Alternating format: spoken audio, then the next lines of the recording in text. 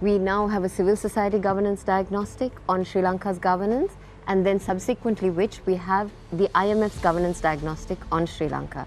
Now both of these documents combined form a fairly robust roadmap for Sri Lanka's reform, structural reform, and for us to dig ourselves out of this corrupt hole that we've dug ourselves into. However, we know that these documents don't necessarily end up being transformed into action.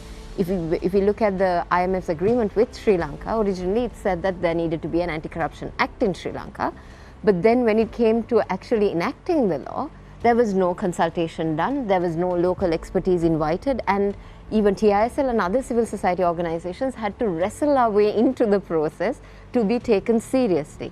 So it is really important to keep careful watch over all of these governance reform that is taking place even right now.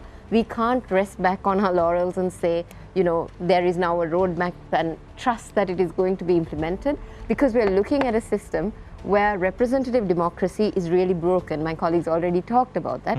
So there still is a lot for the citizens to do, to remain watchful, to not give up, and exercise their right to dissent and their right to expression in a positive way that will lead to good reform.